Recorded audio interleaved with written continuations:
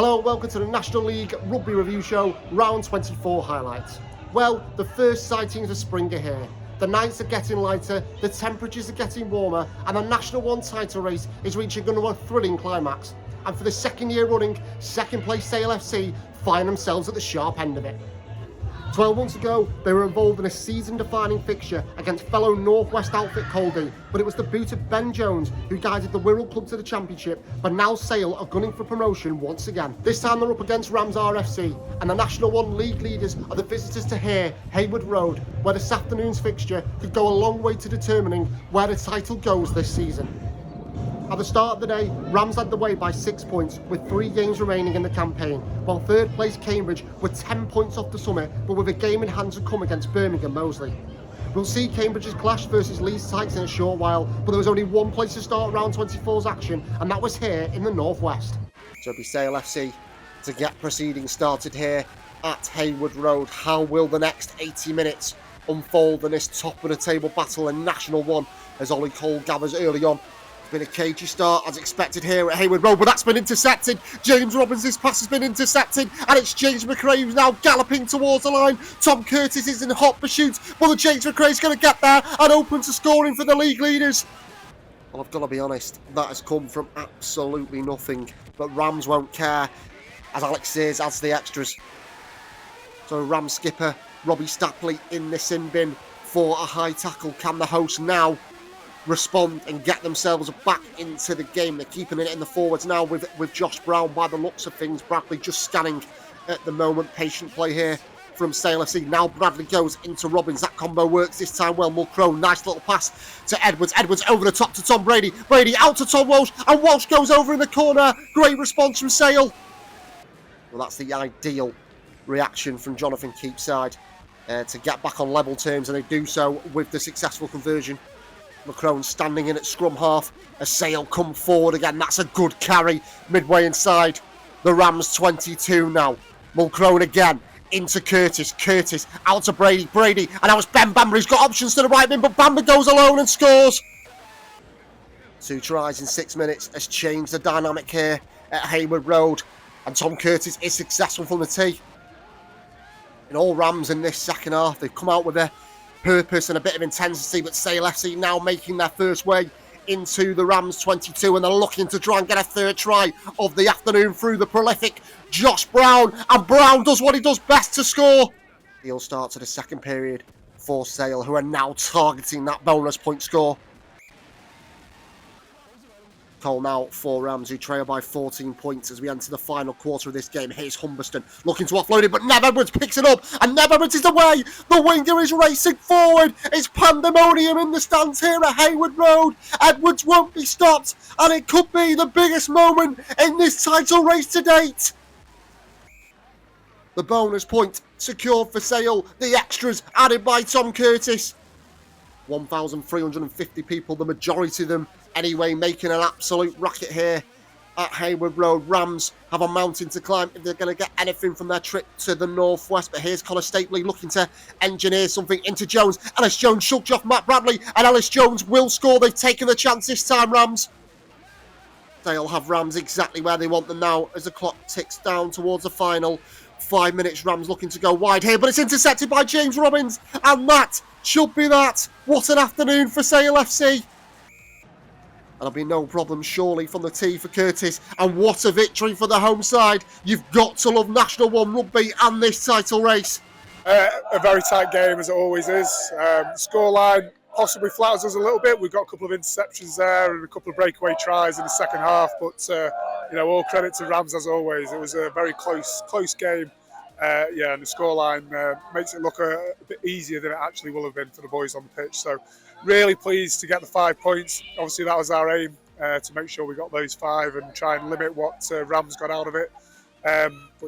Generally just really pleased. We managed to get 2 scores while that yellow card was in place. So really happy going into half time, 14-7 up, and just obviously repeating that scoreline was going to be what we needed in the second half. But just generally very pleased with our defence and our discipline in that second half. Really, I think we managed to really keep them at bay. They were down in the 22 on a number of occasions, yeah, we managed to keep them out from scoring that try in the second half, which was pleasing.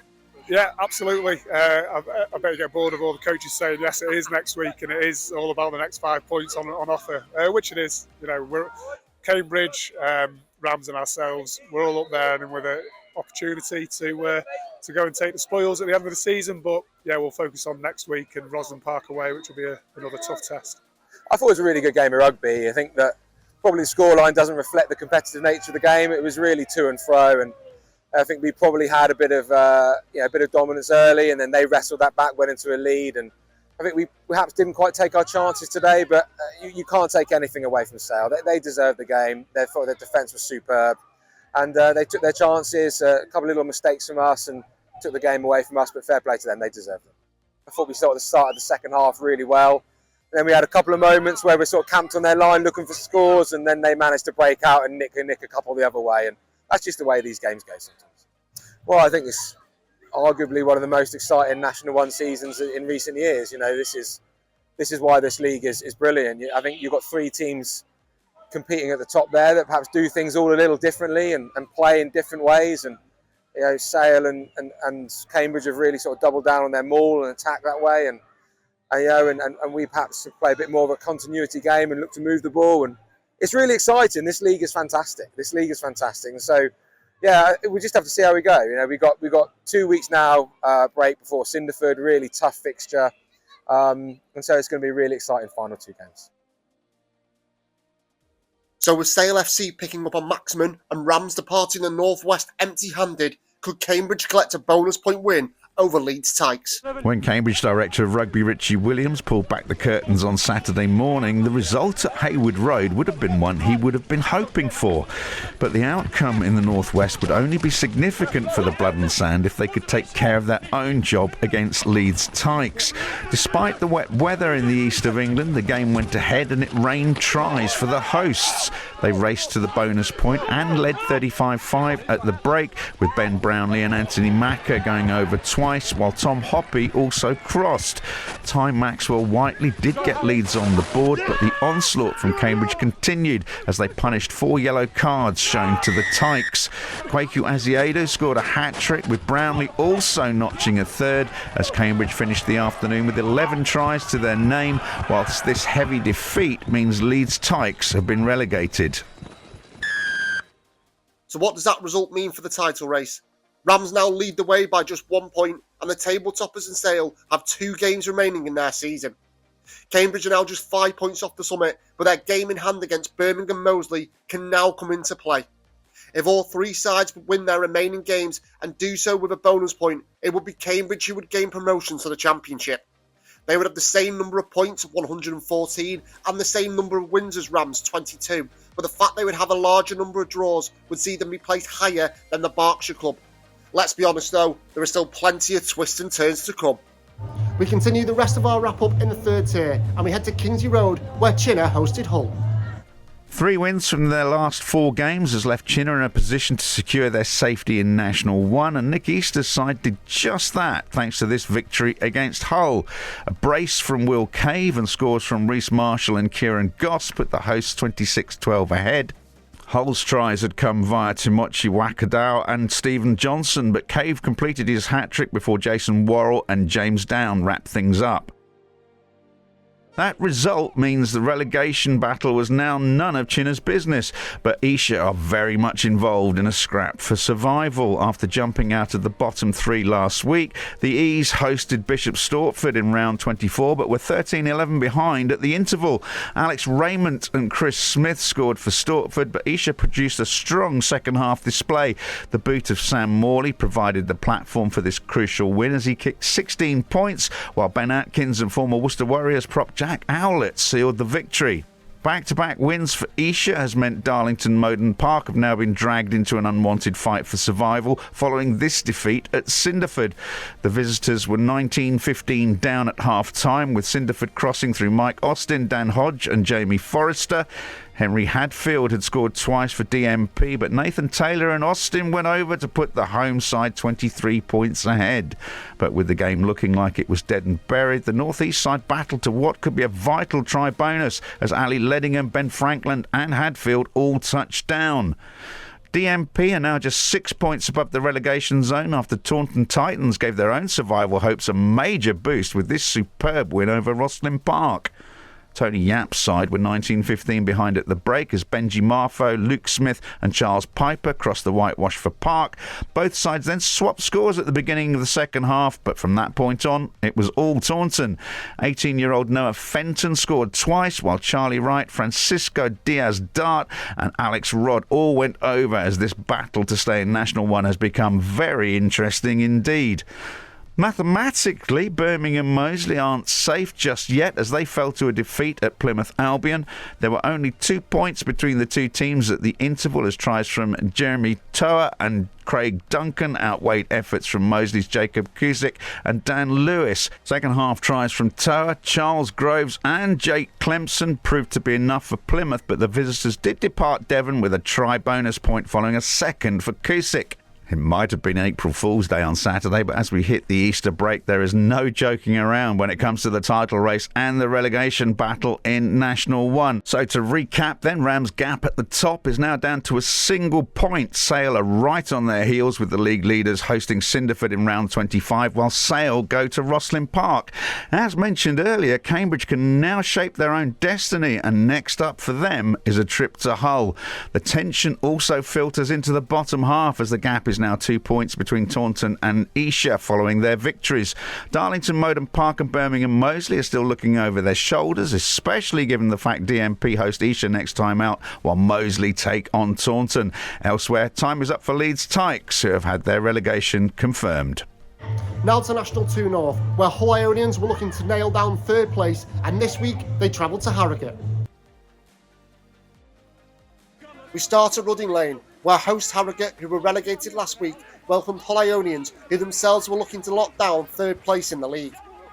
The crowd were treated to a rip-roaring try-scoring epic. At half-time, Ionians led 31-19, with the visitors scoring 5 tries in the first period.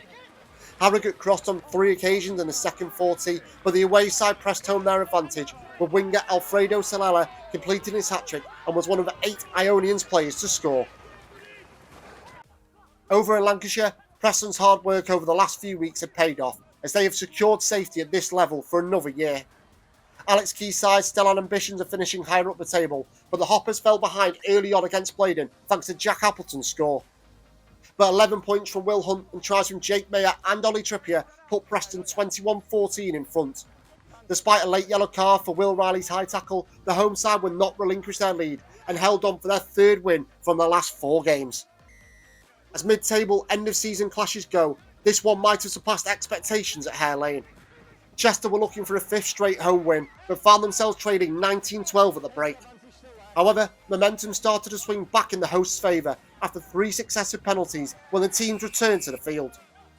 Kyle Joseph's try made it 28-26 to the home side, but 2 further tries, including a winner from Jack Hegley, ensured Rotherham Titans would be celebrating on their way back home after a 3rd victory on the bounce. At Cross Green, it was a sense of deja vu again for Wharfdale. Earlier in the season, Clark Wells' try had won it for Otley, and the hosts stole it late yet again. Dale led 14-10 at half-time through a penalty try and a score from Tom Mann, and they held a 9-point lead when Sam Dickinson made it 24-15. But in the final quarter, a penalty try for Otley lit the fuse on the drama. A penalty hit the post, and Otley would then off target with a drop goal, but with Dale down to 13 men, a Callum Irvine penalty won it for the home side. The curtain call on the season is fast approaching, and Fylde know they must win at all costs and hope title rivals Sedge Park splutter along the way. The Lancashire outfit knew going to Sheffield Tigers would be tricky, with the hosts winning their last 3 games, but Fylde were 12-10 to the good at the break. The Tigers responded through the boot of Mark Island and a Will Bennett try, but Fylde moved back ahead as Tom Grimes completed his hat-trick. That proved to be enough, despite the hosts fighting back to earn a bonus point through Lewis Townsend. 2 miles down the road, league leaders Sedge Park faced Sheffield, and it would be business as usual for Scott Barrow's troops, who roared into life courtesy of Tom Iles' opening score, and they went on to extend their advantage to 19-5 at the break thanks to tries from Danny Mayer and Andy Riley. Sedge took another step towards promotion as they controlled the scoreboard in the second half to stay 12 points clear at the top of National 2 North. They now require just 1 more win from their final 2 matches to be crowned champions. Finally, we head to Corbridge, where Tynedale welcomed Huddersfield. After defeating title challengers Fylde and Sedge Park in their last 2 home games, could Tynedale continue to build a fortress in the North East? They absolutely could. First half tries from James Telford and Ralph Johnston ensured they led 14-0 at the break. The hosts then scored 5 further tries in the second period, including a charge down from Will Miller to pick up one of their biggest wins of the campaign. So with April now underway, the National 2 North season is nearly at its end, but the promotion race still needs to be decided before the conclusion of this month. After this weekend, the gap at the top remains at 12 points between Sedge Park and Fylde, and the league leaders can secure the title after Easter with a win over Sheffield Tigers, while Fylde can only concentrate on their own job when they host Otley. Elsewhere in the division, Preston are up to 10th as their good form continued in round 24, and they were the only side to win in the bottom half. Next, we're in National 2 East to see the newly crowned champions Blackheath, and they began their coronation by taking a trip across the capital to face second place Barnes. Blackheath's first game as champions took them to an in-form Barnes, but the home side were keen to create their own celebrations. Simon Keller and Ollie Burgess exchanged penalties in the first half, but the second period belonged to Barnes and Ryan Nixon. The number 8 capitalised on a couple of Blackheath yellow cards to score a hat-trick to help the green and gold to a 7th successive win, while National 1 bound Blackheath did score late on via Jack Daly.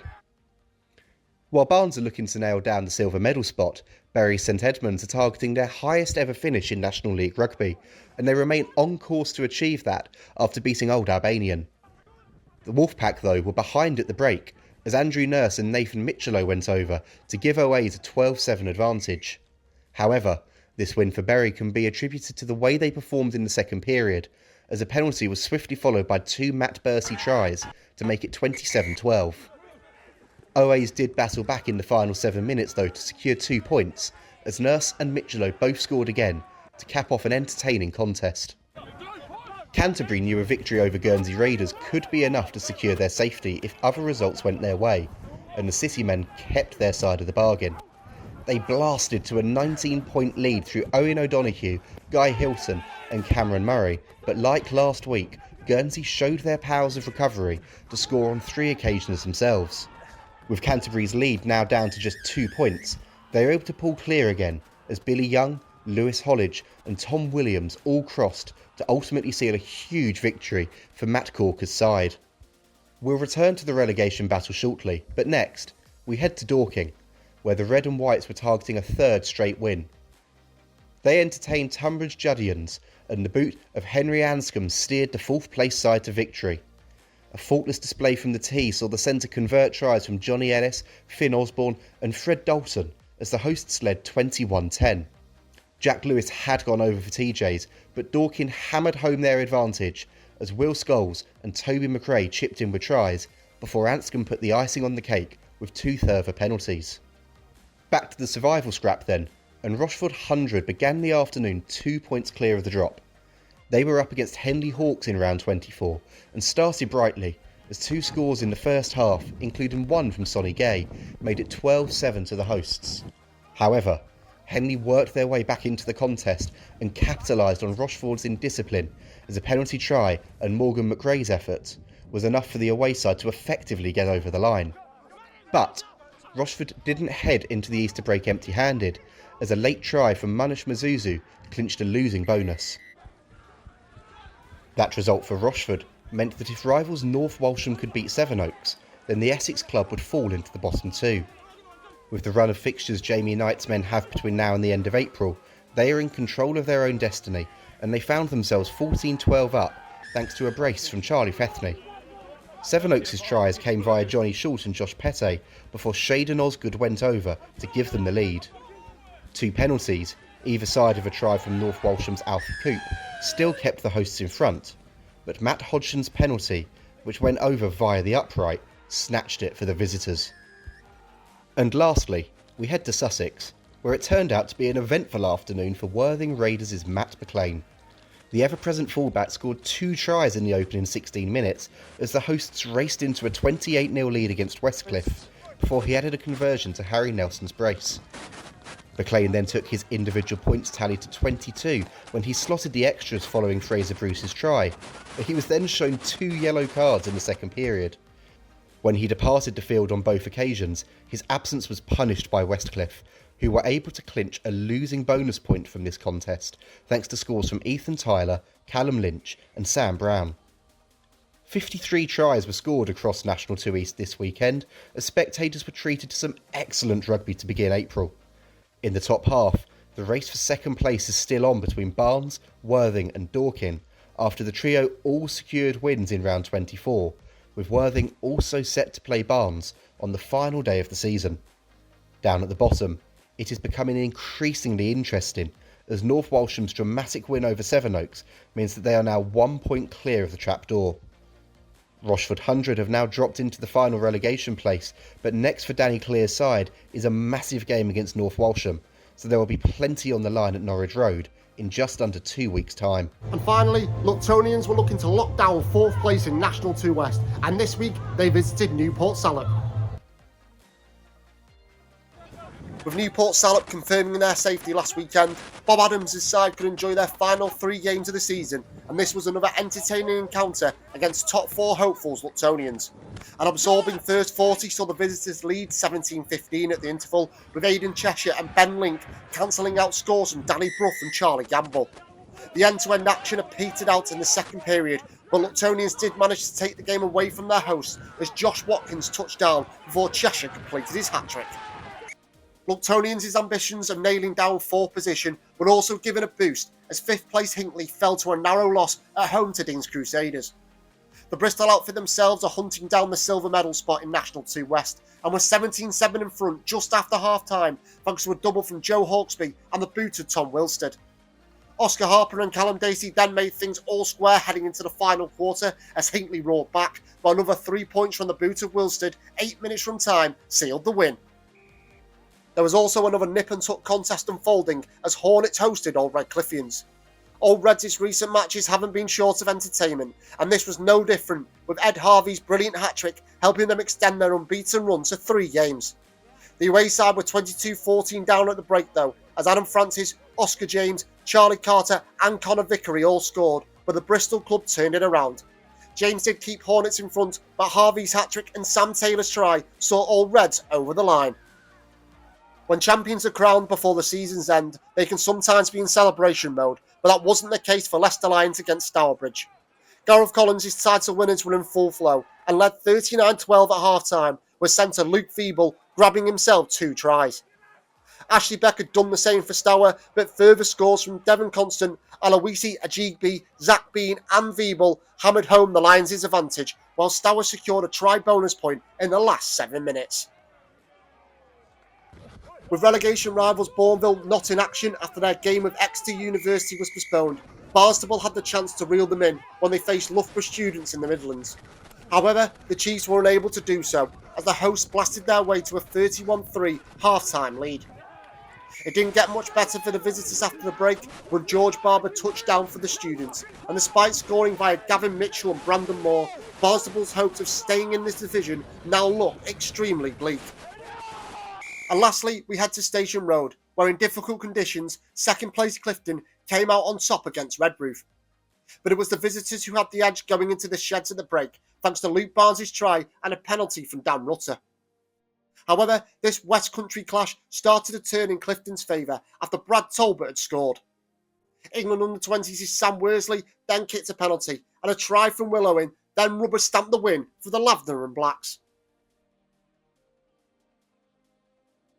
So the final month of the season is here, and National 2 West is still serving up some cracking action as we race towards the conclusion of the campaign.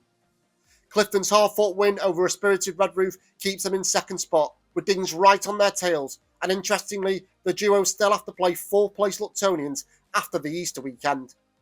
Down at the bottom, Barnstaple are precariously on the edge of relegation, as Bourneville now require just 2 points from their final 4 matches to send the Chiefs down.